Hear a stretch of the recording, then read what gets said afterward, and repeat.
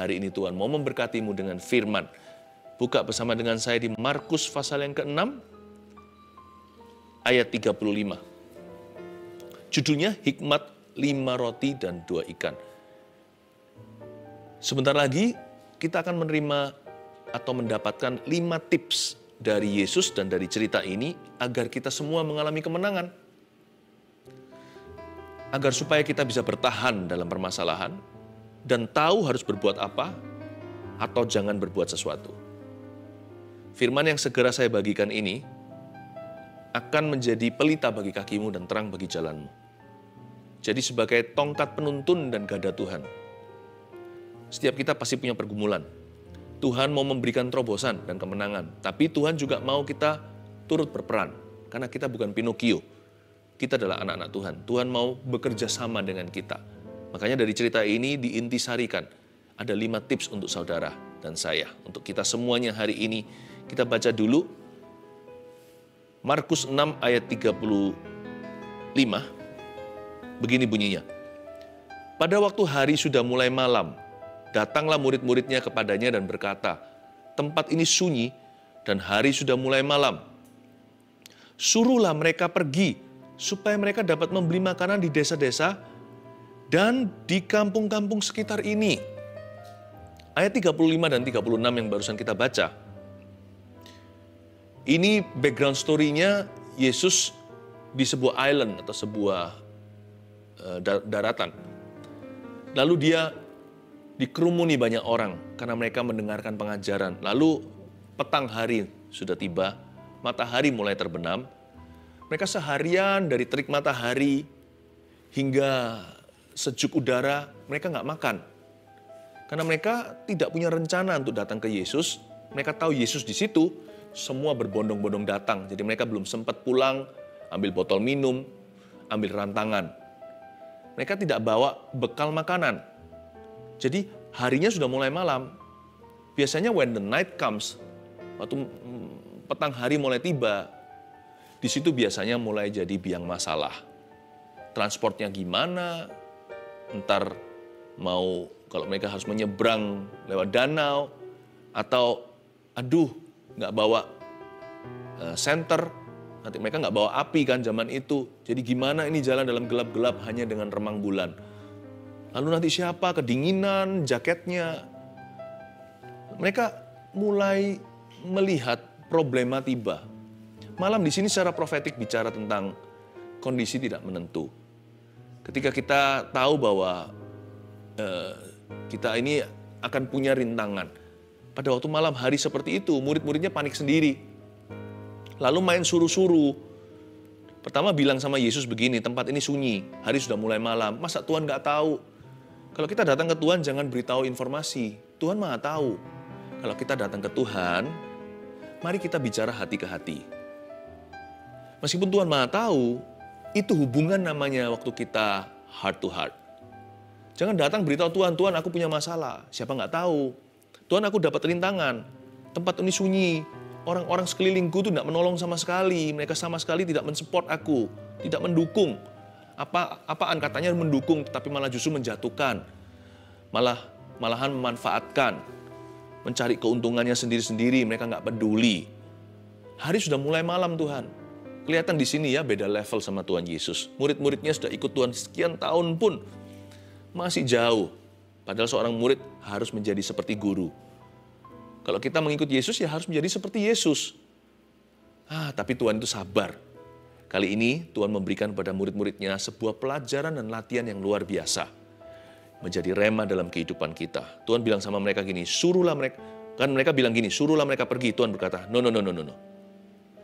Tapi jawabnya ayat 37, kamu harus memberi mereka makan. Wow. Ini yang membuat mereka shock dapat jawaban begini. Karena di depan mereka bukan 5 orang, 2 orang, 3 orang, 5 orang.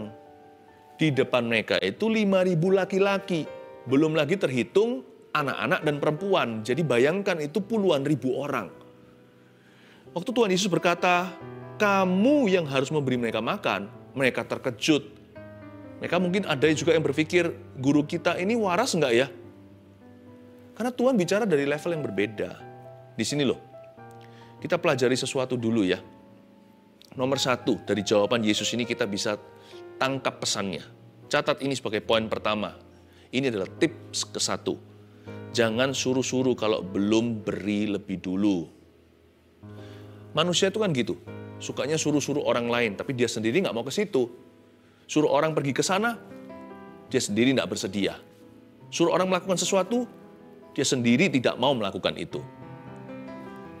Bedanya Tuhan Yesus dengan guru-guru lain, apalagi ahli Taurat, adalah orang-orang Farisi hanya bisa mengajar dan menuntut sesamanya. Tapi Tuhan itu memberi teladan.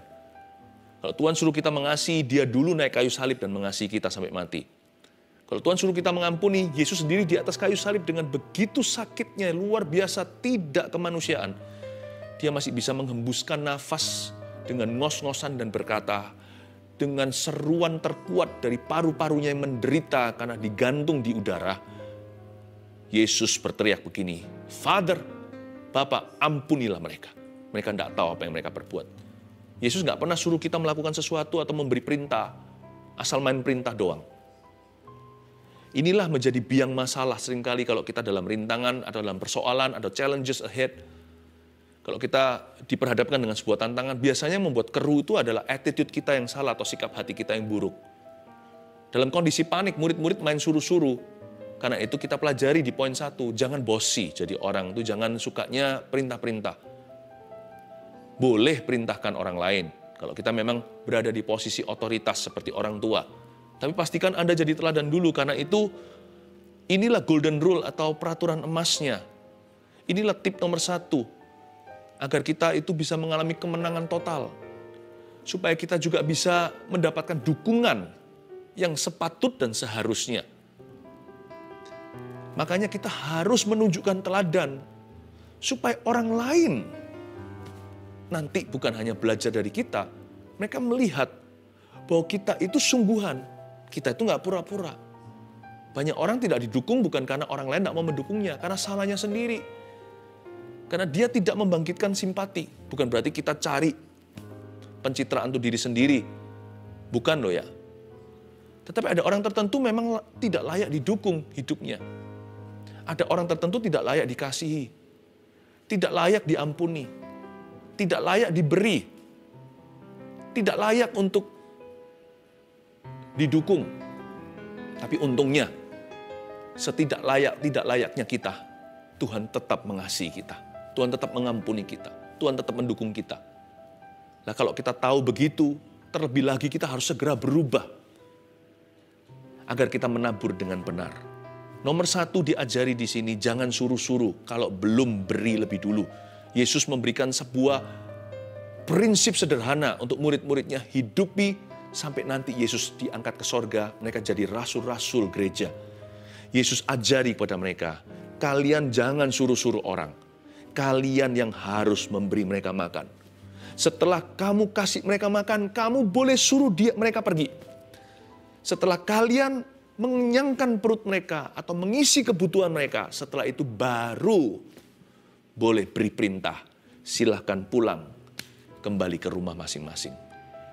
Tuhan itu memberi kita prinsip yang indah. Kalau kita hidupnya mau mengalami terobosan, kalau kita mau lihat berkat Tuhan, kalau kita mau lihat dukungan orang lain, maka nomor 1, jangan main suruh ya.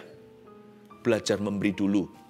Seorang suami jangan suruh istrinya menundukkan diri sekalipun itu perintah Tuhan. Anda kasih dia dulu.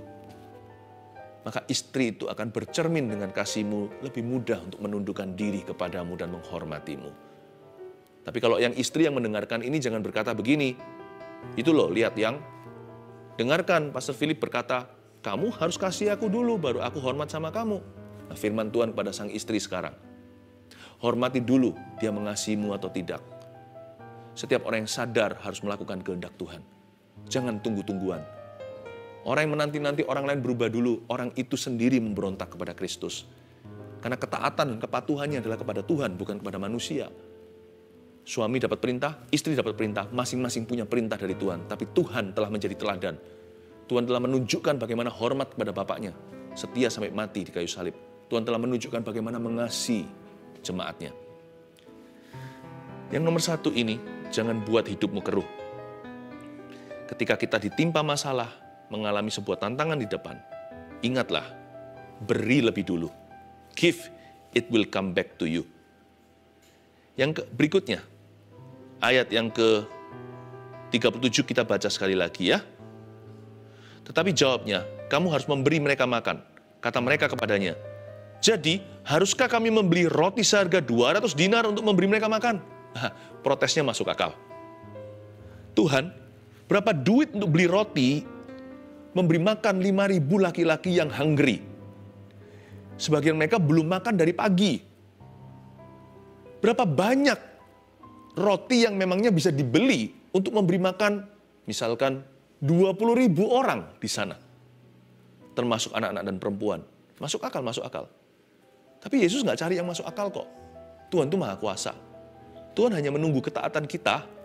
Kalau mereka bisa lihat yang Yesus lihat, mereka bisa seprinsip dengan Dia. Disitulah permulaan mujizat. Makanya prinsip nomor 1 tadi jangan suruh-suruh. Kalau belum memberi lebih dulu, Tuhan ajari kita untuk naik level bersama dengan Tuhan seperti Kristus. Kalau kita punya hati yang memberi, hati yang terbuka, Tuhan bisa salurkan apa saja. Tuhan bisa titipkan apapun kepadamu, kalau Tuhan tahu Anda akan menyalurkannya. Karena itu, terobosan nomor 1 selalu dari a heart that is always giving. Hati yang selalu memberi. Jadi haruskah kami membeli roti seharga 200 dinar untuk memberi mereka makan? Ya semua kita tahu. Jawabannya adalah haruslah ya. Tapi Tuhan nggak jawab begitu. Tuhan yang kasih kita iman. Tuhan juga provide, juga menyediakan solusinya. Kalau Tuhan kasih visi, Tuhan tunjukkan anak tangganya. Jawaban Tuhan itu nggak masuk akal. Tapi Tuhan tunjukkan bagaimana mereka bisa mendekati mujizat yang mereka nantikan. Ayat 38. Tetapi ia berkata kepada mereka, berapa banyak roti yang ada padamu? Cobalah periksa. Ini luar biasa. Hei, berapa banyak roti yang ada padamu? Cobalah periksa. Sesudah memeriksanya, mereka berkata, 5 roti dan 2 ikan. Nomor 2, prinsip sederhana. Kelola apa yang ada untuk memperoleh apa yang belum ada. Ini bukan teori. Bukan sebuah teori untuk mengalami mujizat. Karena mujizat nggak ada teorinya. Tetapi ini adalah langkah-langkah baby. Adalah langkah-langkah bayi. Ketaatan kita. Tuhan tidak perlu bantuan. Tuhan hanya ingin kita itu mengerti kehendaknya. Mengenal isi hatinya. Dan sepakat dengan Dia. Dan memberi diri tentunya kalau hati kita terbuka dan memberi. Kalau kita itu tidak begini sama Tuhan, tidak tutup pintu, sangat gampang Tuhan untuk menunjukkan kemuliaannya kepadamu. Tuhan itu sedang mau ajari murid-muridnya sesuatu.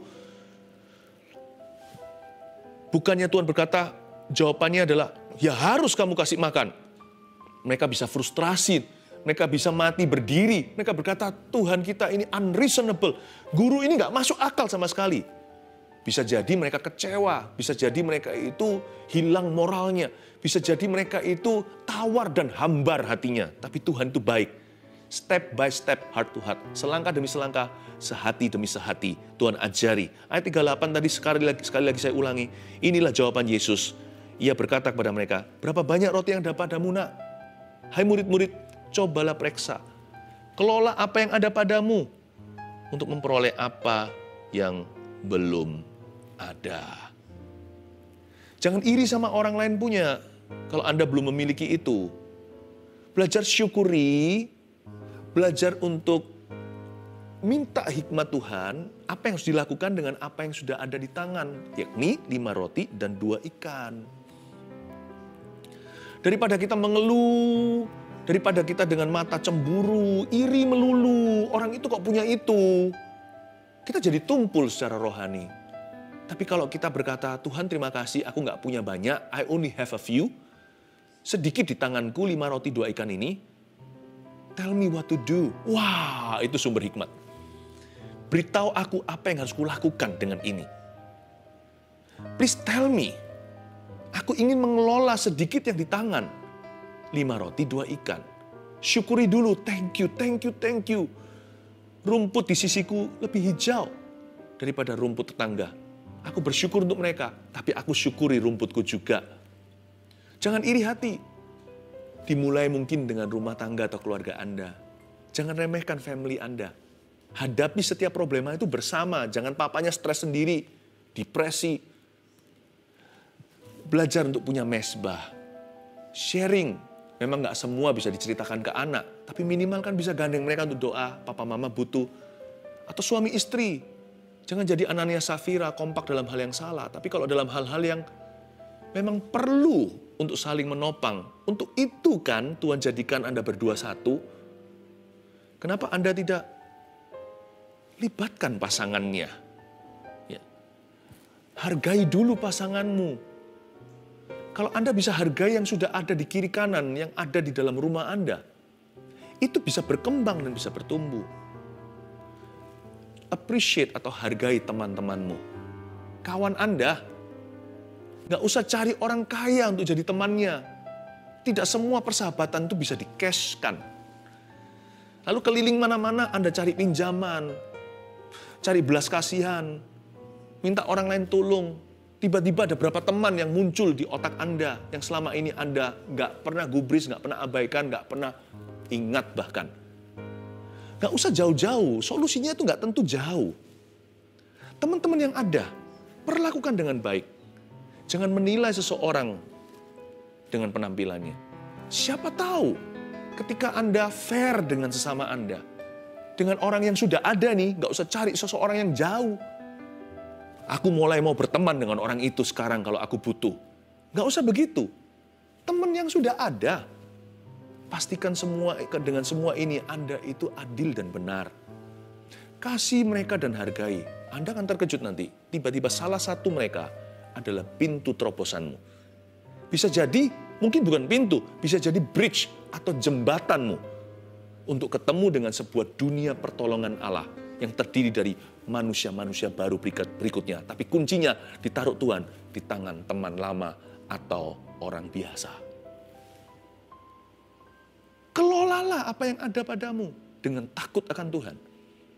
Untuk memperoleh apa yang belum ada. Jangan ingini apa yang belum Anda miliki. Nikmati apa yang sudah ada padamu. Even though a few, meskipun hanya sedikit sekali. Cintai, apapun yang Anda cintai akan bertumbuh. Apapun yang Anda lindungi dan hargai seperti biji matamu, dia akan bertambah.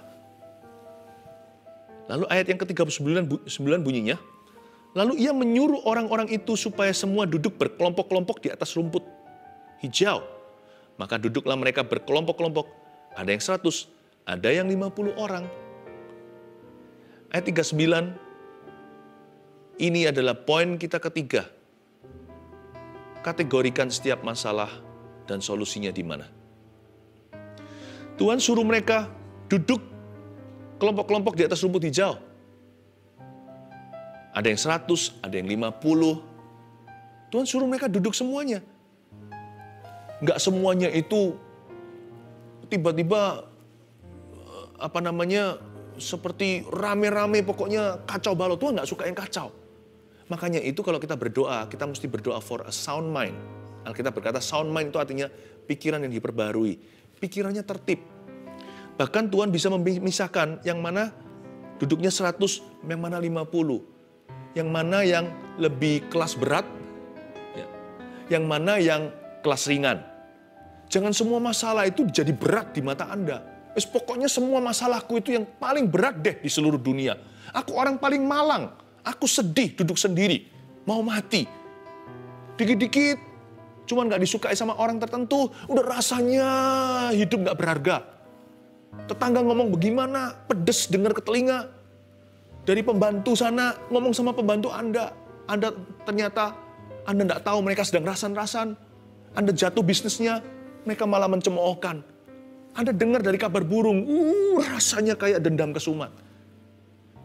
Apa yang 50 jangan jadi 100 dong. Yang 100 itu 100, yang 50, yang 5 ya 5. Selain itu, belajar di hati dan pikiran kita bisa mengkategorikan masalah. Dan solusinya di mana? Contohnya, masalah di dalam rumah tangga nggak bisa di-solve atau diselesaikan dengan cara bisnis. Mungkin Anda sukses di dunia kerja, tapi berantakan di rumah. Anda pakai cara yang sama di tempat kerja, main suruh-suruh, perintah-perintah. Cara bos begitu, istri harus tunduk. Tapi Anda belum beri apa-apa. Waktu pun nggak punya, pulang nggak perhatikan mereka. Anda suruh mereka tunduk. Lalu anaknya disuruh nurut, suruh nggak nakal. Mungkin si anak kalau masih kecil cari perhatian, kalau lebih besar mungkin nggak cari perhatian, tapi menjauhkan diri dari Anda. Ini namanya isolasi, atau namanya isolation, atau yang dia benar-benar sengaja untuk jauh dari dirimu, karena dia nggak mengenal papanya sendiri. Bagaimana bisa menyelesaikan masalah rumah tangga gaya tentara kalau Anda adalah seorang angkatan? Main bentak-bentak ya nggak bisa. Karena itu kita harus mengerti masalah kita itu apa, solusinya di mana. Di rumah harus pakai kasih, sekalipun di pekerjaan kita profesional. Kita harus tahu medannya beda. Jangan terapkan peraturan basketball di lapangan sepak bola. Nggak berlaku atau sebaliknya. Tuhan Yesus menyuruh orang-orang itu supaya mereka semua duduk berkelompok-kelompok di atas rumput. Per 100, per 50, Tuhan tahu yang mana harus kelompok mana. Kelompok mana itu untuk apa? Yang mana yang makannya banyak. Nggak boleh 100 orang, itu 50 aja. Yang makannya dikit-dikit yang krempeng-krempeng gitu, yang kurus kering, itu 100. Ya, rotinya beberapa di sana cukup. Kalau 50, itu seperti ikan piranha nanti kalau semuanya itu kelas berat. Kalau mereka jadi 100, mereka bisa berantem. Tuhan taruh 50 aja supaya cukup rotinya. Tuhan itu bijaksana ya hikmatnya. Dia juga mau kita bisa memilah-milahkan masalah kita. Dia ajari kita hikmat. Jangan panik terlebih dahulu. Tanya sama Tuhan. Belajar dengar-dengaran. Dengan hati yang damai sejahtera. Kategorikan masalah. Ayat yang ke-41. Dan setelah ia mengambil 5 roti dan 2 ikan itu, ia menengadah ke langit dan mengucap berkat. Wow, ini indah. Lalu memecah-mecahkan roti itu dan memberikannya kepada murid-muridnya, supaya dibagi-bagikan kepada orang-orang itu. Begitu juga kedua ikan itu dibagi-bagikannya kepada semua mereka. Ayat 41 adalah tip kelima. Dan setelah ia mengambil 5 roti dan 2 ikan itu, ia menengadah ke langit dan mengucap berkat. Ya, tips yang keempat maksud saya. Berdoa dan percaya mujizatnya. Sekalipun Anda mengkategorikan masalah ya, lalu Anda tahu solusinya di mana, bisa-bisa dalam Anda mengkategorikan, mendaftarkan masalah Anda itu, contohnya kalau Anda tulis di dalam sebuah catatan, ini solusinya 1, aku harus begini konsolidasi, 2, aku harus begitu, ada batasnya. Ada masalah tertentu, Anda berhenti di poin ketiga. Sebab setelah itu, kesera-sera, Anda tidak tahu apa yang akan terjadi. Anda tidak bisa mempengaruhi seluruh ekonomi. Anda tidak bisa paksa customer datang kalau itu dunia pekerjaan. Anda hanya bisa perbaiki sistemnya. Anda bisa urusi titik-titik kelemahan Anda itu diperbaiki. Mungkin servisnya kurang atau apa. Tapi sampai satu titik tertentu, sekalipun Anda tahu masalahnya di mana, Anda tidak tahu segala solusi. Mungkin setelah poin ketiga, 4 dan 5, terjadilah kehendak Allah. Anda tidak bisa apa-apa. Tapi ada masalah yang begitu berat, Anda hanya bisa poin 1 aja. Berdoa. Poin 2, Anda sudah tidak bisa apa-apa. 3, 4, 5 sudah nggak ada. Udah nggak ada anak tangganya. Tapi puji Tuhan, itu termasuk mengkategorikan. Berarti Anda tahu, di dalam kasus ini, purely a miracle that can help you. Hanya mujizat saja yang bisa menolongmu. Tapi kalau kita tidak mengkategorikan, semuanya nanti main mujizat. Padahal PR kita 1, 2, 3. Seharusnya diketemukan, kita harus tahu itu peran, dan kita tidak lakukan. Nanti kita kecewa sama Tuhan. Makanya mengkategorikan orang duduk 50, 100 orang, suruh duduk di rumput hijau, berkelompok-kelompok itu penting sekali untuk mengelompokkan. Supaya Anda tahu mana bagian Tuhan, mana bagian Anda. Supaya jangan sampai bagian Anda lempar ke Tuhan. Supaya bagian Anda kerjasama dengan Tuhan, gandeng dia. Tapi adalah peran Anda.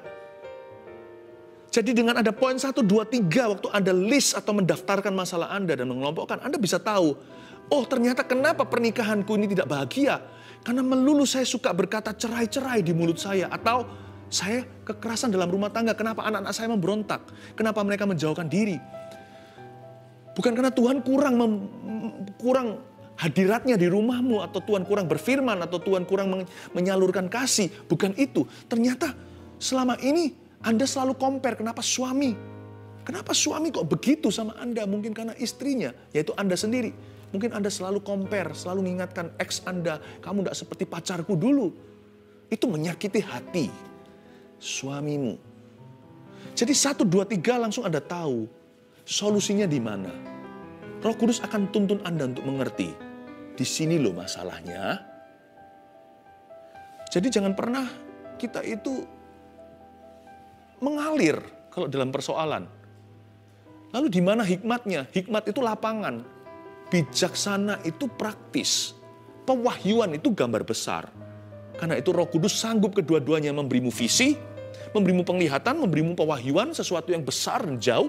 Tapi Roh Yesus akan sanggup membawa Anda ke sehari-hari, praktis jalan, pelita bagi kaki, terang bagi jalanmu. Firman itu bisa very practical, not only spiritual. Belajar melatih dirimu mengkategorikan. Namun demikian, ada persoalan atau problema atau tantangan Anda. Tidak bisa melewati poin 1. Berdoa setelah itu blank. Halamannya kosong. Karena Anda sudah pada titik terbawah, putus asa. Even then, sekalipun demikian, mujizat akan tiba kalau Anda percaya. Amin. Itu dia. Dan setelah ia mengambil 5 roti dan 2 ikan itu, ia menengadah ke langit dan mengucap berkat. Believe, percayalah. Tuhan mendengar doa. Believe, percayalah. Doa mengubah segala perkara. Minimal doa mengubah orang yang berdoa. Agar Tuhan mulai bekerja atau bekerja sama dengan orang itu untuk mengubah keadaan dan kondisinya. Believe. Yang terakhir, kita baca ayat 42.